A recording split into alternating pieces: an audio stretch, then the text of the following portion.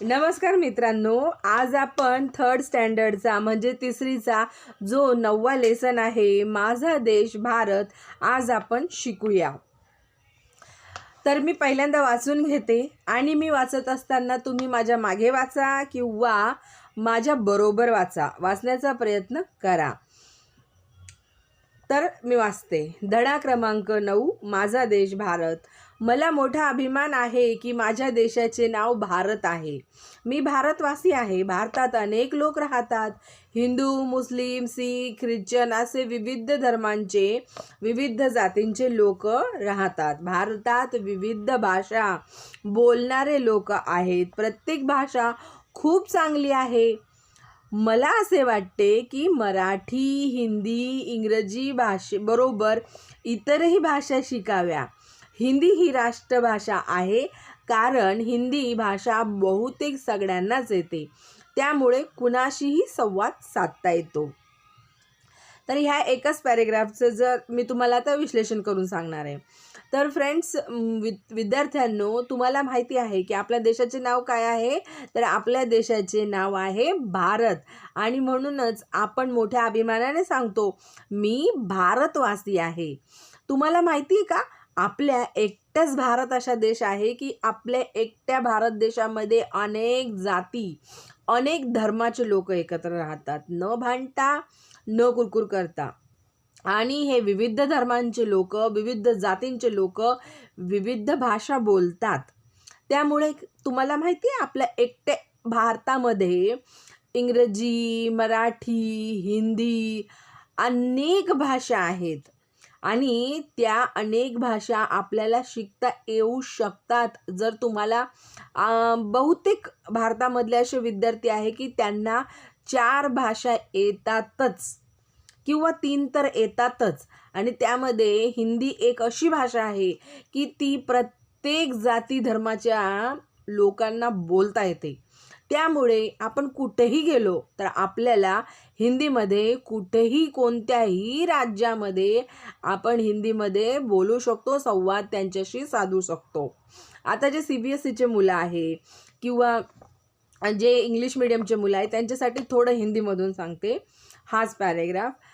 हमें बहुत गर्व होता है कि हम भारत में रहते हैं और भारत एक ऐसा देश है कि जिसमें बहुत धर्म के और जाति के लोग रहते हैं. ये बहुत धर्म के और ये बहुत विविध जाति धर्मों के जो लोग हैं, इनकी भाषा भी इनके जाति धर्मों की तरह अलग अलग होती है. तो बच्चों, हिंदी हो गया, मराठी हो गया, इंग्लिश हो गया, ये तीनों भाषा तो बहुत सारे लोगों को आती है. और इसमें से हिंदी जो भाषा है ये भारत के सभी राज्यों के लोगों को बोलना आता है. इसीलिए आप कोई भी राज्य में जाएंगे और हिंदी बोलेंगे तो आपसे ईजीली वो बोल सकते हैं. तो यही था हमारा फर्स्ट जो पैराग्राफ है, इसका एक्सप्लेनेशन. अब मैं सेकंड रीड करती हूँ. भाषा वेगळी, पोशाख वेगळा, धर्म वेगळा, जात वेगळी असे असले तरी सगळे एकत्र राहतात. विविध सण साजरे करतात. एकमेकांकडे जाऊन त्यांच्या आनंदात सामील होतात. अहमद, काशिद, रमेश, सुब्रतो, रामनाथन, महादू, रमा, हरविंद कौर, जसुवेना, जॉय असे आम्ही मित्रमैत्रिणी आहोत. प्रत्येक सणाला एकमेकांकडे जातो.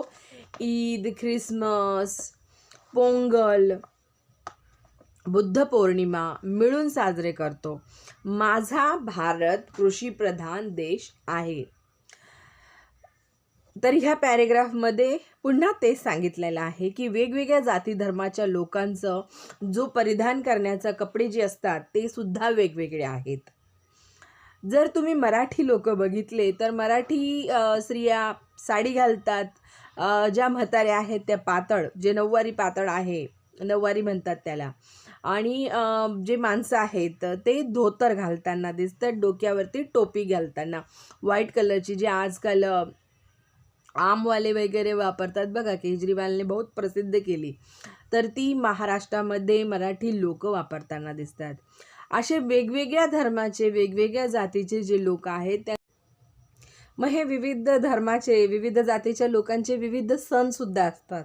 मग यामध्ये अहमद, कासिस, रमेश, सुब्रतो, रामनाथन, महादू, रमा, हरविंद कौर, जसूबेन हे वेगवेगळ्या जाती धर्मामध्ये त्या मुलांची जे नावं असतात त्यानुसार ते नावं तिथे दिलेले गेलेले आहे.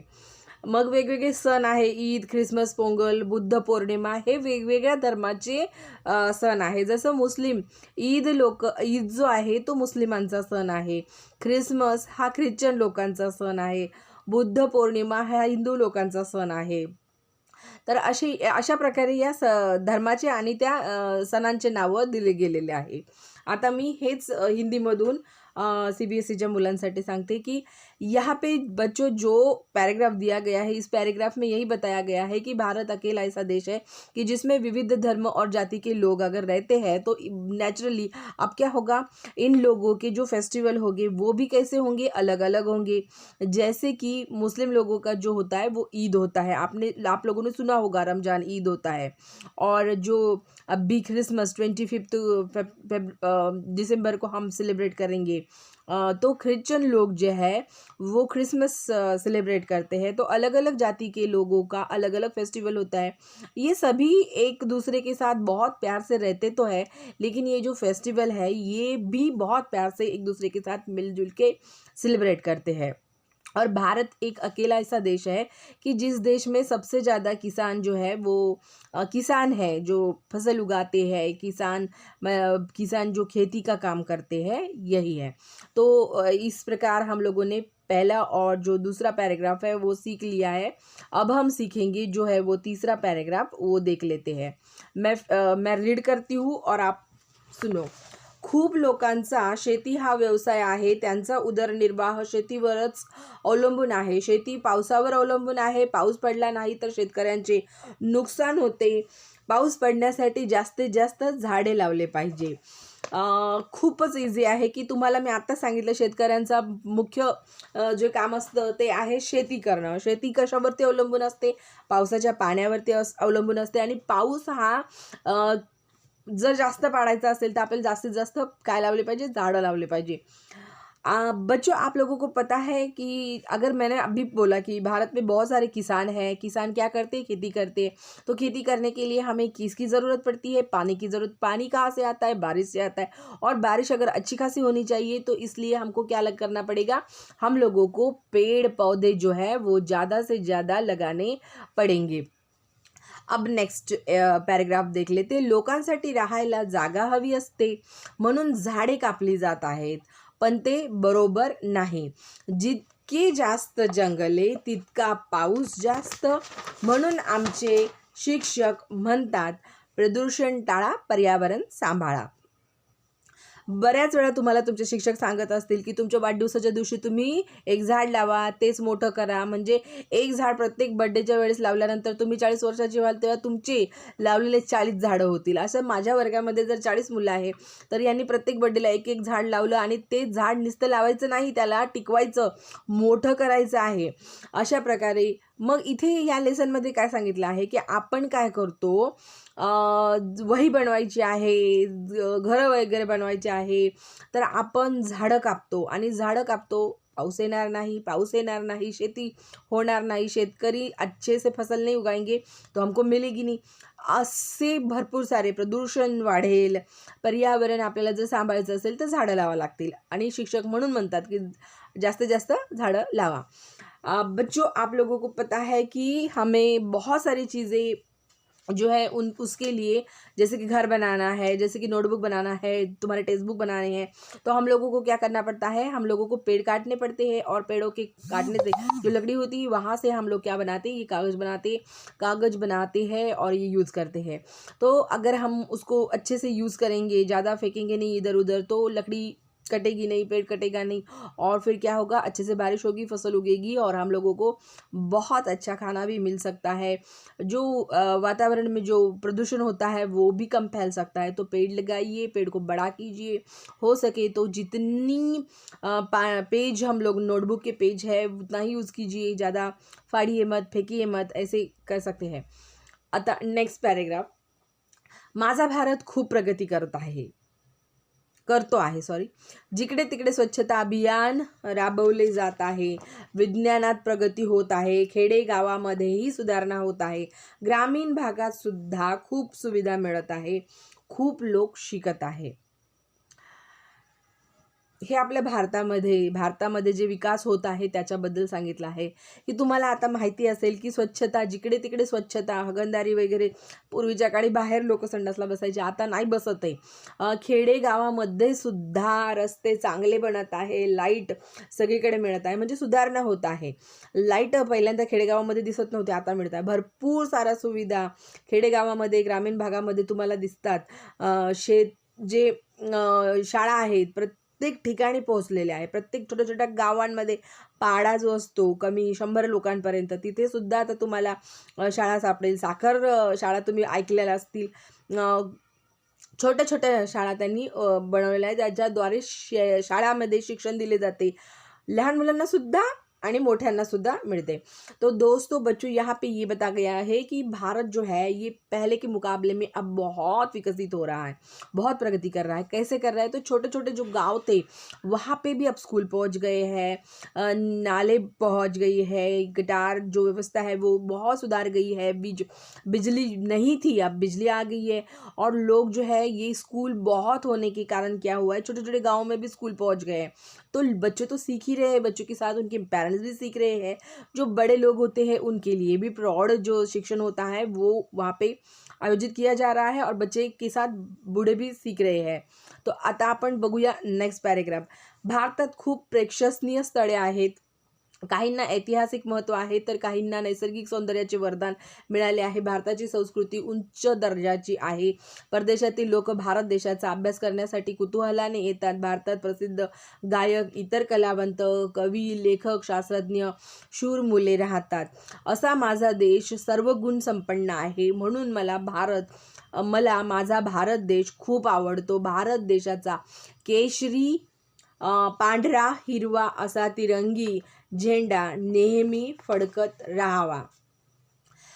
याच्यामध्ये हेच सांगितलेलं आहे की आपल्या भारतामध्ये जसे विविध धर्माचे, विविध जातीचे, विविध भाषा बोलणारे लोक राहतात, त्याप्रमाणे विविध स्थळ, विविध ठिकाणी, विविध ऐतिहासिक मोठ्या मोठ्या वास्तू निर्माण झालेल्या आहे। आणि त्याच्या अवतीभोवती जे निसर्ग म्हणजे निसर्गाचे सौंदर्य म्हणजे तुम्हाला पर्वत मिळतील, दऱ्या, डोंगर, मोठे मोठे किल्ले जे बांधलेले आहे ते त्याच्या अवतीभोवतीचं जे निसर्ग आहे तो, एवढी संस्कृती आपली उच्च दर्जाची आहे की परदेशातले लोक ते बघण्यासाठी लांबून लांबून येतात। आपल्या देशाचा अभ्यास केला जात आहे, आपल्या देशातील भाषांचा अभ्यास होतोय, जातींचा अभ्यास होतोय, आपल्या देशातल्या जे गड आहे, गड किल्ले, मोठे मोठे धरण आहे, यांचा सुद्धा अभ्यास हे परदेशातले लोक येऊन करतात। आपल्या भारतामध्ये खूप प्रसिद्ध गायक, जसे आपलं सगळ्यात मोठं भूषण म्हणजे लता मंगेशकर आहे। लता मंगेशकर अतिशय चांगल्या गायिका आहेत, कोणत्या देशामध्ये नाही आहे, ते आपल्या भारतातल्याच आहे।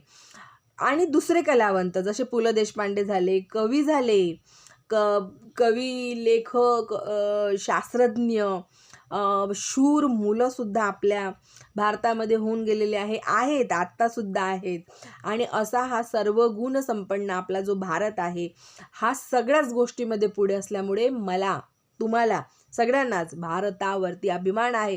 भारत सगळ्यांनाच आवडतो। तुम्हाला माहिती आहे भारताचा जो तिरंगा झेंडा आहे त्यामध्ये कोणते कोणते कलर आहे? केशरी, पांढरा, हिरवा असे। तो बच्चों इन 2 पैराग्राफ में यही बताया गया है कि भारत एक अकेला ऐसा देश है कि जिसमें बहुत सारे लोग विविध भाषा, धर्म और बोली के लोग हैं तो है, लेकिन यहाँ पे बहुत अच्छी देखने के लिए जो टूरिस्ट आने के लिए जो आकर्षित करने वाले जो स्थल है, जैसे कि ताजमहल हो गया, वो 7th वंडर में आता है, आप लोगों ने देखा होगा। अजिंदा जो केव्स है वो देखा होगा आप लोगों ने। तो ऐसे बहुत सारे बड़े बड़े पहाड़ है, पर्वत है, नदी नाले हैं, जो ये परदेश से लोग आते हैं देखने के लिए, और ये आते हैं और ये उसका स्टडी भी कर रहे हैं। तो आप लोगों ने देखा होगा कि भारत दिन ब दिन प्रगति कर रहा है और इसीलिए मुझे भारत बहुत पसंद है। और इस भारत देश का जो झंडा है वो झंडों के 3 कलर है, आप लोगों ने देखा होगा, केशरी है, पांढरा जो है वो और हरा कलर, तो ऐसे 3 कलर है. अशा पद्धतीने मी हा लेसन शिकवून दिलेला आहे. आता आपण नेक्स्ट याच्यामध्ये बघूया क्वेश्चन आन्सर. प्रश्नांची उत्तरं मी देत आहे तुम्हाला. काही प्रॉब्लेम असला तर प्रतिसाद द्या, त्यामध्ये नक्की सांगा.